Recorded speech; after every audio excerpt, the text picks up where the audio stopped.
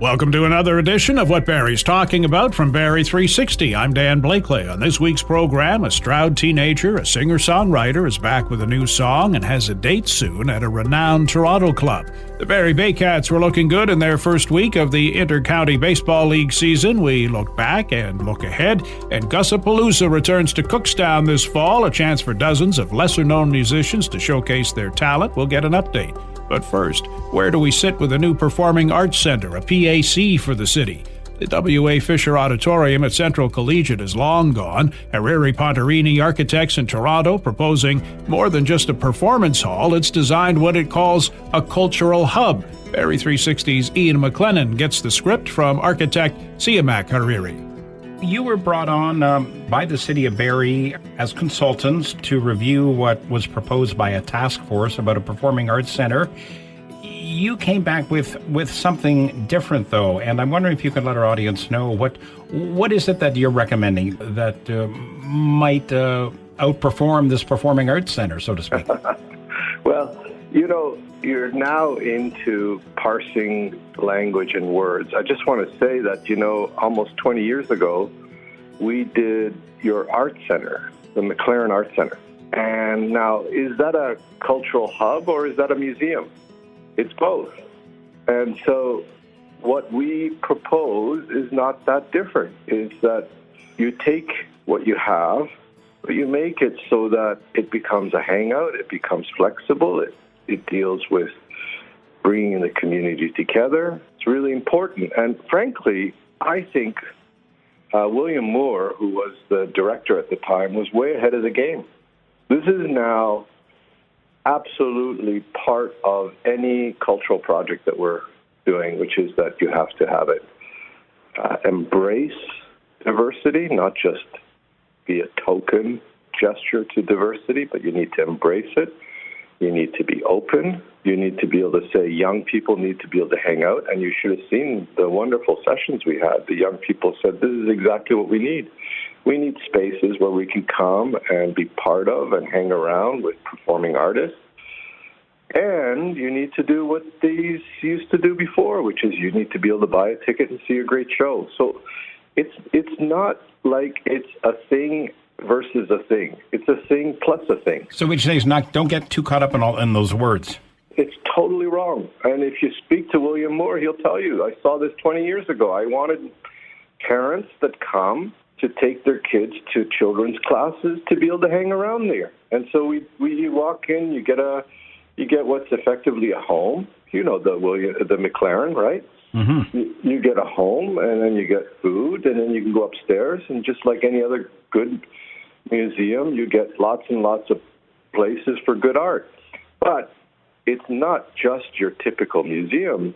It has a little courtyard, it has children's classes, it has art classes, it has the ability for the fireplace to do speaker series, right? You walk so in. So it's a museum, it's a cafeteria, it's a school. There you go. Now you get it perfectly. So this is a very strange thing that has come up, is like, why did the architects not do a PAC? It is a PAC, but it's a PAC that embraces the idea that it also needs to be a whole lot more. I mean, what are you going to do with artists that are invited to stay for a while? You need studios. What are you going to do for an acoustic hall? Because not everything is a theatrical performance. So you have an acoustic hall as well. You have a wonderful, beautiful performing arts space. And you make a big deal of all that back of house stuff to now come front of house, because everybody loves to see the wigs and the costumes and all of that being made. And this is what's happening in the world. By the way, this is not just performing arts. This is museums. This is hospitals. This is almost any cultural facility you can name. This is the way the world is moving, because you basically want these places where our hard-earned tax dollars are going. They want to be amazing spaces for the community. Like look at your own hockey rink. Hockey rink is not a hockey rink. It's a community center. It's a hangout. Yeah, there's more than just a hockey puck. There are concerts and other events and marketplaces. That's exactly right. So you talk about youth, so not every kid wants to go to the gym, play basketball, or shoot a hockey puck. They want to take something that interests them that is on stage. I wish you had been there at the workshops. Yeah. Terrific. There was at least 10 young people, and I said, my goodness, you guys are bang on. Frankly, if I want to design anything, I want to design something for the young people because they're going to use it more, and they're the ones that have the long view. So they said, yeah, we want a place like this because, A, we can do what we love to do, which is music and arts and performance and culture, but also it becomes a magnet for other people like that, and so we can learn from them, hang out with them, rub shoulders with them, mentor with them, and that's what this is trying to do. So, if they can bump into a couple of really good actors, why not?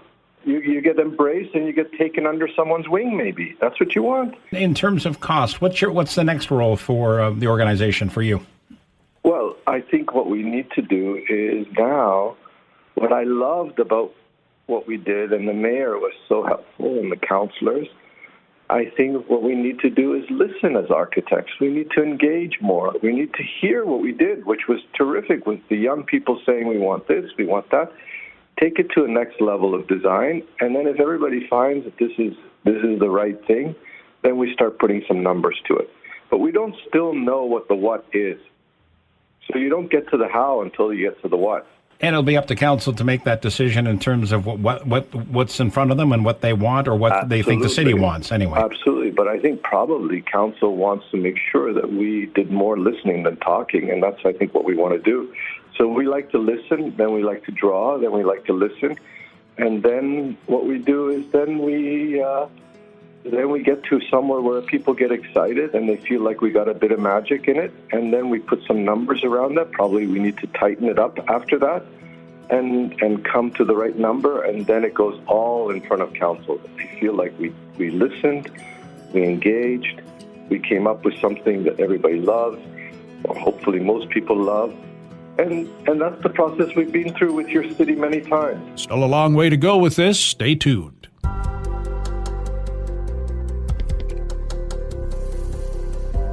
Baby Stroud singer-songwriter Anna Goldsmith, just 15, will perform at that new performance center in Barrie. We spoke with her last fall about the release of her song and video Follower. Now she has another. She stopped by for a chat with our MJ. It's been a little while since we talked to you. Last we talked to you in the fall, and you had just released a new song, and now you're doing the same thing again. So tell me a little about that. Yeah, so I've been working on making a lot of songs, and I'm still working on my album, as we talked about before. Mm-hmm. And this song, I titled it Go. That's a funny way to put it, but it's called Go, and it's on all streaming platforms, and it's just really about just going for it and kind of just being yourself no matter what other people tell you, which is about the majority of what my songs are about.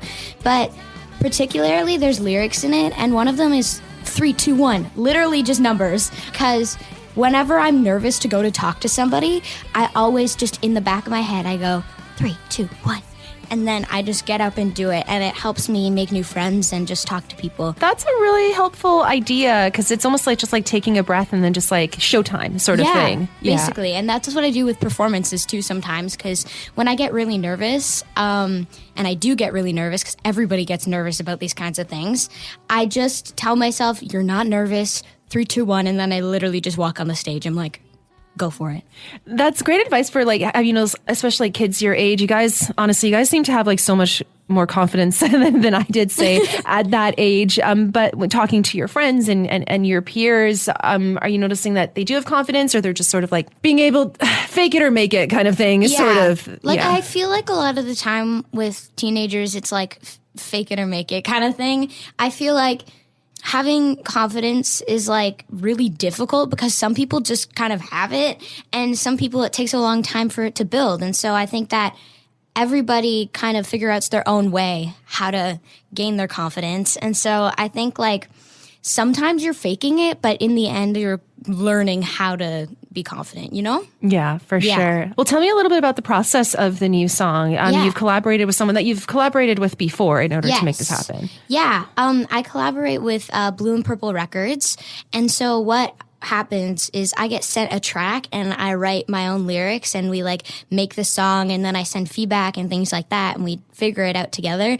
And then what I do is I go to the studio, and for this song, I started working with Mix 11 Studios, and it's a lot of fun there. It's like such an awesome time, and there's a lot of instruments in that building too, so I just play all the instruments afterwards, and it's a fun time. And is there going to be a music video coming up for this one? Yes. Yeah. There is going to be a music video coming up. And you've been doing a lot of concerts lately out Yes. and about. How's that been? Are you getting more stage awesome. experience? Yeah, I love performing because I feel like when I perform, I'm performing with the people, you know what I mean? And so I want everybody to have the same experience that I'm having. And so actually, I have a couple performance dates coming up. Please. And so on May 26th, I'm having the opportunity to perform at the Moon Cafe and Craft Beer in Alcona. So that's like a little gig. It's like a 3-hour set, like put into like variations, so I can like talk with the audience and just have a fun time. And I'm really excited about that. So go check it out, May 26th. And then I have another one that's on June 1st, and it's at the ELMO Combo in Toronto. And it is with my vocal coach. What we're doing is kind of like a showcase, except I'm in this girl group that's like a class to practice like harmonies and practice blending with a bunch of people. And so I get to perform with them there. So it's like a girl group performance, but then with a lot of other emerging artists. So you can check out some new people as well. And then on June 24th, I'm getting to perform at Onion Fest, which is so fun. I'm so excited about that. It's going to be a lot of fun. I'm really excited about that one because like it's gonna be like festival vibes. You know what I mean? I'm very excited about that. Yeah. And so I think that's gonna be awesome. And then the last one is on June 25th at Rough Mudder in Stainer. And so got some cool dates coming up. You got a very busy summer happening. Yeah, I'm excited though. Yeah. Is this like your ideal summer? I mean, lots of kids are, to keep busy doing what you love. Yeah, it's like, I feel like I do like having breaks, but I feel like when I have a break, I just get bored. And then I'll just start songwriting again. Like, honestly, there's like, it's good to have breaks and stuff, but for me, I'm a go, go, go, go, go kind of person. Mm-hmm. And so, song title, go, sorry. And so I think, yeah, it's good that I'm having a bit of a packed summer because I feel like I'm going to meet new people and have a good time. Not to diminish the local appearances, but the ELMO Combo, the ELMO in Toronto, some big things on the horizon for Anna Goldsmith, methinks. What Barrie's Talking About is a weekly podcast featuring the best Barrie has to offer and more. We've covered a lot of ground since we began last July. Learned about the Orbit adventure in Innisfil, a proposed all-inclusive community with a GO station at its core. Spoke with the author of Sex, Drugs, and Pots and Pans cookbook about such dishes as roasted red-hot chili peppers and paradise by the oven light meatloaf. And got some insight into stiff person syndrome from a Barrie woman who is stricken with it. You can get caught up and make it easy to keep up in the future by subscribing to What Barrie's Talking About through any podcast distributor. Still to come on What Barrie's Talking About, the Barrie Baycats off to a great start in the IBL, and plans are well underway for this year's Gussapalooza Music Festival in Cookstown. Now this. It's cool to care. It's a well-known fact blood transfusion saves lives. It's also a well-known fact that the world relies on voluntary unpaid donations to fill the need for blood. The need for blood never ends. Canadian Blood Services in Barrie is calling on you to help save a life. Please consider donating today. Appointments are mandatory and must be booked in advance. Book today at blood.ca through the Give Blood app or by calling 1-888-2-DONATE. Cool to Care is brought to you by the Peggy Hill team, keeping it real all the way to sold. Reach out now at peggyhill.com. It's cool to care with 107.5 Cool FM. This is What Barrie's Talking About from Barrie 360. I'm Dan Blakely. The Barrie Baycats kicked off the 2023 season last week with a pair of games. President, GM, and manager Josh Matlow impressed with what he saw. He's with Barrie 360's Will Conkin. Things have started off well for your squad. Beat the Maple Leafs 11-10, then took down the Brantford Red Sox 7-2, both at home. What did you like most from the group from these two games to start? The will to continue to fight. We were chasing the whole game, falling down 5-0 early. against Toronto, and the boys stuck with it, and just it was a matter of time, I guess, till they got it going at the right time and pulled out the win. Who kind of stood out the most from the group that you liked? No one individually. We had a few guys with 3+ hits, but it was a team effort, and I think that's where it's exciting. If they could stick together and keep that will to win and will to fight, I think we're going to be a tough team to beat. Coming up on Thursday at home again, this time at the Hamilton Cardinals, and it's also a healthcare appreciation night. What do you got planned for the game? Yeah, it gets off to find out when we're at the game, but we have some fun things planned, and it's just a wonderful evening. We did it last year, and it was a great response and a huge crowd, and it just shows that everybody's so supportive of the healthcare workers and in the world we live in and how important they are. We're inviting them out. We're having a lot of fun stuff set up, but we encourage everyone to come out and show their appreciation. It's another homer on Saturday against the London Majors, and then on the road Sunday for a second go at the Cardinals. First road game of the season. Probably another good measuring stick opportunity, I'd say, to see how they play on this time on enemy territory. Yeah, exactly. We have three games in the next 4 days. We have, I think coming up, we have 15 games in 30 days or something like that. So there's going to be a lot of baseball coming up. But we play a good Hamilton team. They've revamped from last year. And then we play London, the former two-time champions for the last 2 years. So it's going to be a great measuring stick. We'll really know what we have.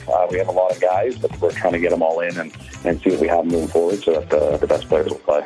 Perfect. Well, thanks again, Josh. Really appreciate it. My pleasure. Thanks for having me. Was huge last year with more than 70 artists taking part. Tickets went on sale this week for this fall's Gussapalooza Music Festival in Cookstown. We're joined now by organizers Russ Robson and Valerie Seedhouse. For the uninitiated, Russ, what is Gussapalooza? Gussapalooza is a emerging arts festival surrounded in part by just building up our local emerging artist scene and discovering new and emerging artists from across Canada and really kind of building a community surrounding the emerging arts. And there are a lot of new and emerging artists in Canada. If I recall, you had about 70 of them last year? We did, yeah. We had 75 artists come from all over Canada last year to Cookstown, Ontario. And that was the first year? That was the first year we had it in Cookstown.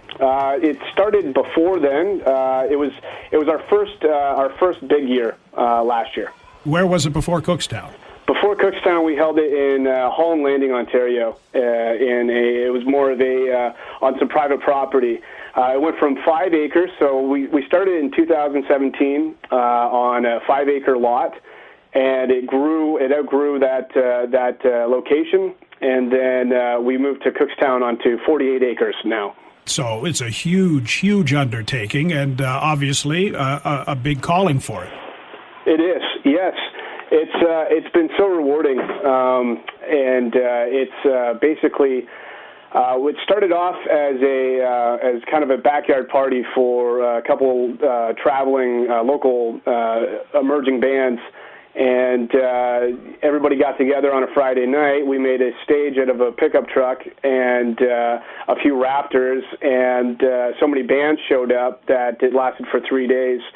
And we had so many bands come and so many people that we didn't know. We called everybody Gus. So that's where the name Gussapalooza came from. It kind of turned into, Gus turned into the emerging saint for indie artists in the area. And I'm guessing because you have so many emerging artists coming out for this, it's pretty much nonstop for the 3 days if you've got 70 different bands and performers. It is, yes. So this year we actually dialed it back a little bit. We're going to have, I believe, just over 50 bands coming out from all over Canada. We had 700 submissions from all over North America. We had submissions from Nashville, Tennessee. We had them from Florida, Los Angeles. So we're really looking, this year we're just keeping it for Canadian artists. And the whole intent with the festival is to build a community of like-minded people who want to come out, discover and promote emerging bands and discover new music. And that's why these bands are coming from all over to Cookstown just to play for these people, because there's not really too many music festivals doing that who are dedicated to emerging artists. So we had a team this year go through all of the submissions, and we pick our favorite ones. We think we look for certain qualities of the bands, to see who's ready to make it to the next level, and that's the festival's purpose, is to really promote these up-and-coming bands and give them a platform to launch off from. I was going to say, is this the springboard for a lot of these bands? It is, yes. Some of the bands that have hit our stages in the past have already gone on to do really incredible things. We see a lot of the bands that have come that, they come from different provinces. They meet. We see them doing shows together on different tours now. So it's been an interesting, really interesting thing to see happen over the years. And also what we're trying to create, too, is not just a platform for just musicians, but also a platform for emerging artists of all backgrounds. So one of the things we tell our bands is, hey, if you come to Gussapalooza and you play, you might meet a filmmaker who can make your next music video. You might meet an artist, a graphic designer who can help you on your next album cover. So it's really this thing where we want to bring all these interesting creators together to one place and see what happens. That's the thing. It's not just music. There's a whole lot of other stuff going on here as well. There's a whole lot of Gusses at Gussapalooza. The fact that you said, 700 submissions to get on this is no rinky-dink little concert. No, it's actually mind-blowing, to see it grow into this, what it's become today. It really started off on humble grassroots beginnings, and we didn't really see how important this was and how needed it was in the music community in Ontario, but not just Ontario, across the board. We've got bands this year coming from PEI, Montreal, British Columbia, Alberta. And these artists are traveling all that way just to come to Cookstown, Ontario. So it's really meaningful to us to see it grow into what it has. You got a good reception in Cookstown last year? We did, yes. We had around 2,000 people come out through the weekend, and for our first time moving over locations, that was amazing. Have you ever sat back through the few years you've been doing this and think, God, I've bitten off more than I can chew. What have I gotten myself into? Every other day. Yeah, I was going to say definitely every day. But it's a labor of love, isn't it? It is. I think it just... the need for it is so great, and it gives us purpose, and we see what it's doing for the artists, and I don't know, it's just, it makes my heart full. We get the messages every year after the festival from all of the artists just thanking us for, taking the time to put this on, because it's not something that they have access to otherwise, and like Chris said earlier, that we get to see all the bands that leave and they start to travel together and they start to tour together, and all the shows that get set up after the festival, and all the kind messages really make it worth it for sure. All right, give us the details as far as when it's happening, where it's happening, how people can get their hands on tickets. Absolutely. So this year's event will be at the Georgian-based Steam Showgrounds in Cookstown, September 15th to the 17th.